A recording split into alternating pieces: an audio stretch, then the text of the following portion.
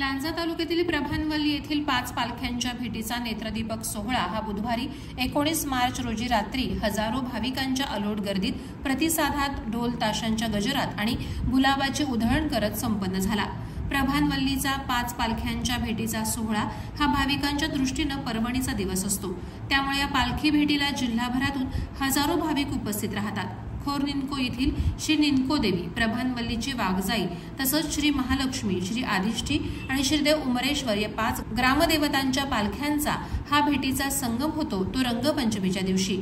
या दिवशी प्रभानवल्लीसह संपूर्ण लांजा तालुक्यातील भाविकांनी या उत्सवासाठी हजेरी लावली होती। बुधवारी सायंकाळी 5ही ग्रामदेवतांच्या पालख्यांचे ढोल ताशांच्या गजरात प्रमुख मानकरी आणि ग्रामस्थांसह होळीचा मांड या ठिकाणी आगमन झालं। त्यानंतर पारंपरिकपणे त्यांची पूजा करण्यात आली। त्यानंतर भाविक वर्गाकडून नवस बोलणं तसंच नवस फेडण्याचे कार्यक्रम सुरू झाले। या कार्यक्रमानंतर पालखी नाचवण्यास प्रारंभ झाला। 5 पालख्यांच्या या जत्रोत्सवात भाविकांच्या आनंदाला उधाण आल्याचं दिसून येत होतं।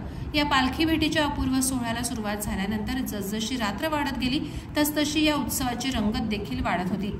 या सोहळ्यानिमित्त मंदिराभोवतालचा परिसर विद्युत रोषणाईने सजवण्यात आला होता, तर भाविकांच्या अलोट गर्दीने सारा परिसर फुलून गेला होता।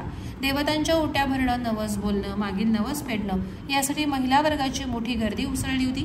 हा सोहळा याची देही याची डोळा पाहण्यासाठी हजारो भाविकांनी उपस्थिती लावली होती।